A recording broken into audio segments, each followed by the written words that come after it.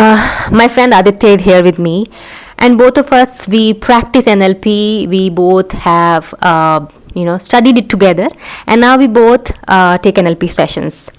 And today, when we both were talking, we were discussing how NLP has personally helped us so tremendously, and we thought we will share it with you all also.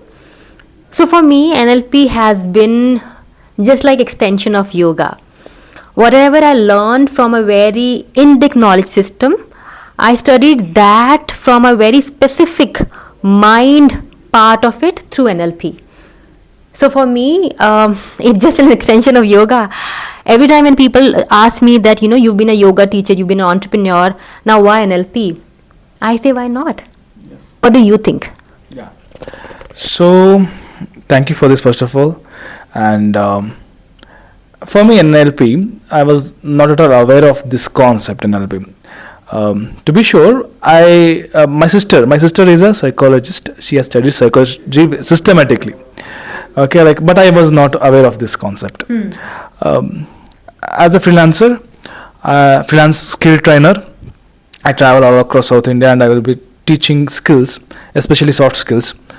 So while teaching, I used to observe students, some of them lack while understanding these things. They don't, the simple language, the Kannada what I speak or the English, they don't understand the language I'm speaking. I was confused, is this because of, people used to say because of after COVID, students have lost their observing skills, or students are behaving like this, technology, plenty more things. But something inside me was pinching and hinting something that I have to learn more, or something there as a teacher responsibility is there that I'm not communicating them properly. So one of my colleagues suggested that better take this course called NLP, Neuro Linguistic Programming. What is this programming, all these things, and whom to consider. I was very much in a darker side of this. Then he gave contact number of Anil Thomas fellowship, and I contacted them. The journey began. The journey began to help others, but the journey took to help myself. So I met plenty of people and great friends like Chanchal, so this journey made me to what I can say, look inside my, look Aditya in a different version. Yeah. So that what the desire of helping others was because I needed help. And I was not this much open enough to ask. I was not ready to be vulnerable because I was grown. There were some stigmas attached. Now I have grown. There are some wrongs and goods there. The situations are the same, but my approach towards situations changed a lot. The students are same, my words are same, but the process they understand is very much different. And I'm little more curious to know about Chanchal.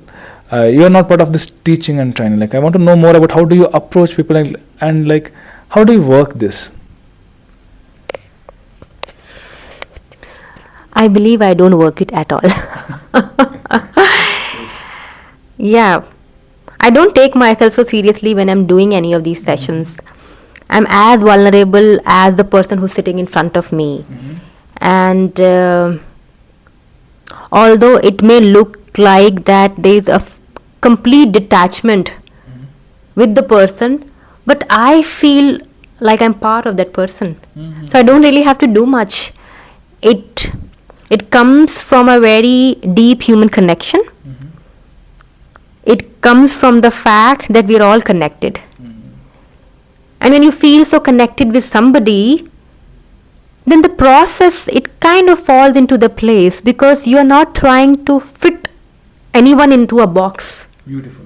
You're not trying to solve for their problem because there is no problem. Sometimes, it is about forming the deep connection with the other person in a way that allow them to be exactly who they would want to be in that moment without any need of covering themselves up with ideas, thoughts, emotions which are all made up. So when you are sitting in a deep connection, there is no need to hide. And when you do not hide anything, then it all falls apart.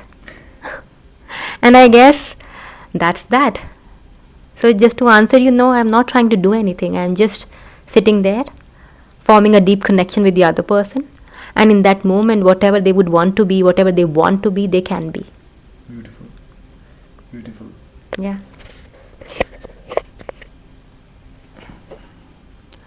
Sometimes I also understand silence talks a lot, and I understood the speech of silence in our practitioner and in our masters as well. The space and silence. I read like a story is when you read the space between the letters. There's a story there. Yeah. Once, as you mentioned, it just happens. It just happens. It just appears there, and I'm speechless. I would like to surrender to silence and observe more. Let me see in the future days how does it go, where does it take, and how much like what the evolutions or like what new understandings I may get in this journey. And it's a small journey that I took now, but this is very beautiful, and it is very beautiful, but it was not very easy. If you remember the master thing, like the first day, then the like, it was asked like, I was not ready to answer those things. I on the face I told I don't want to work. Yeah. But the day when I decided like I just want to run away from this session, like I never wanted to work. The vulnerability, like then after those a good number of days spending there working on myself, now whenever I see other person who says like I don't want to work, now I understand it's not that much easy, and definitely we will work one other day, because it's just like a hook.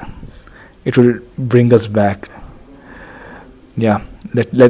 I'm just curious about myself, my own journey, and I'm waiting to see how does it go. Yeah. Yeah, thank you, Aditya. If you're watching us, and if any of what we've discussed resonates with you, then don't hesitate. You can reach out to us. The intention both of us are holding right now here is to say that vulnerability is your strength. It may not be an easy journey, but it is worth having one. Thank you. Thank you.